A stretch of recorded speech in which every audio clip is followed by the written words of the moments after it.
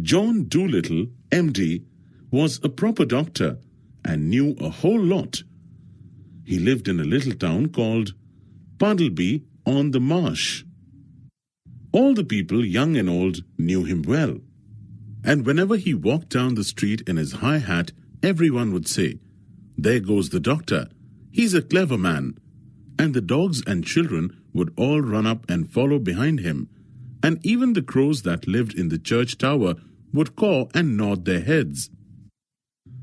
The house he lived in on the edge of the town was quite small, but his garden was very large and had a wide lawn and stone seats and weeping willows hanging over. He was very fond of animals and kept many kinds of pets.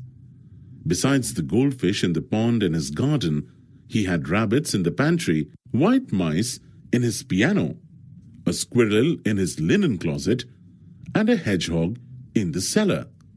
He had a cow with a calf too, and an old lame horse, 25 years of age, and chickens and pigeons and 2 lambs and many other animals.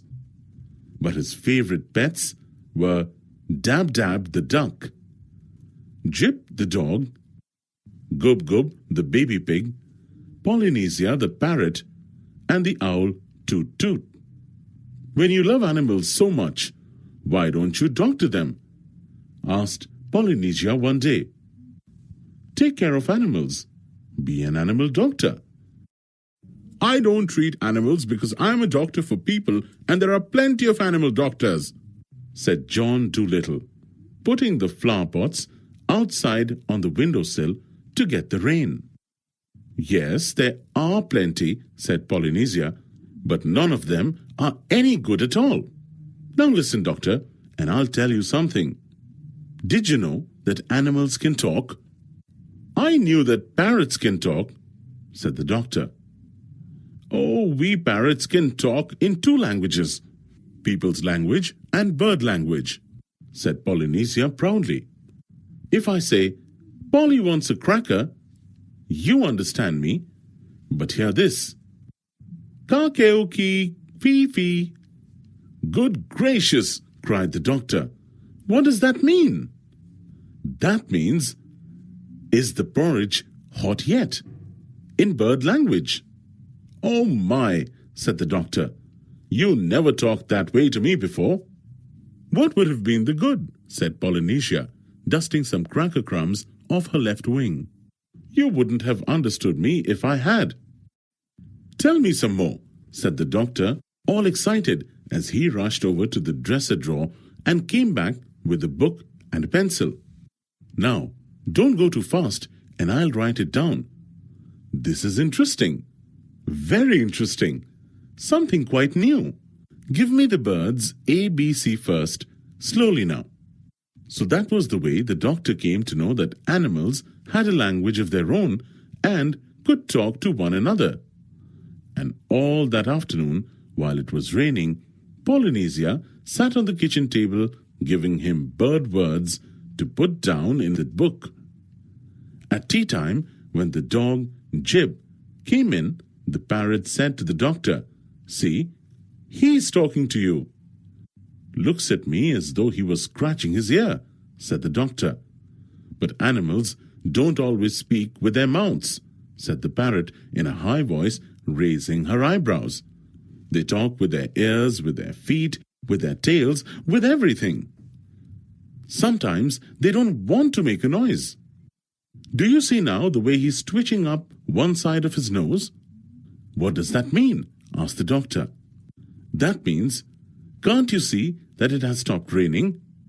Clearly he wants you to take him out for a walk." Polynesia answered, "He's asking you a question." Dogs nearly always use their nose for asking questions. After a while, with the parrot's help, the doctor got to learn the language of the animals so well that he could talk to them himself and understand everything they said. Polynesia brought her sick friends and the doctor began to treat their illnesses. One day, a farmer brought his old plough horse to the doctor. The poor horse was very glad to find a man who could talk in horse language. "You know, doctor," said the horse, "that vet over the hill knows nothing at all. He has been treating me for 6 weeks now, for spavins. I am going blind with one eye, but that stupid man over the hill never even looked at my eyes. He kept on giving me big pills. I tried to tell him, but he couldn't understand a word of horse language." The doctor checked the horse's eyesight and said, "What you need is spectacles." The horse thought for a moment and said, "Why not? There's no reason why horses shouldn't wear glasses, the same as people. What I need is spectacles." Of course, said the doctor. "I'll get you some at once." "I would like a pair like yours," said the horse. "Only green. They'll keep the sun out of my eyes while I'm plowing the field." "Certainly," said the doctor. "I'll have them for you next week," said the doctor. "Come in again on Tuesday. Good morning." Then John Dolittle got a fine, big pair of green spectacles, and the plough horse stopped going blind in one eye and could see as well as ever. And soon it became a common sight to see farm animals wearing glasses in the country round Puddleby, and a blind horse was a thing unknown.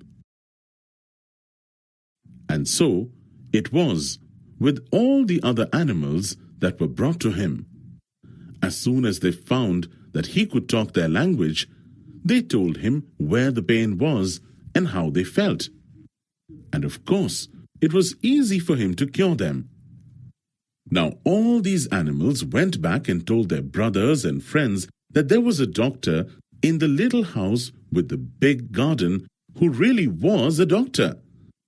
And whenever any creatures got sick, not only horses and cows and dogs, but all the little things of the fields, like harvest mice and water voles, badgers and bats, they came at once to his house on the edge of town, so that his big garden was nearly always crowded with animals trying to get in to see him. There were so many that came that he had to have special doors made for the different kinds. He wrote horses over the front door, cows over the side door, and sheep on the kitchen door. Each kind of animal had a separate door. Even the mice had a tiny tunnel made for them into the cellar, where they waited patiently in rows for the doctor to come round to them. And so, in a few years' time, every living thing for miles and miles got to know about John Dolittle, MD.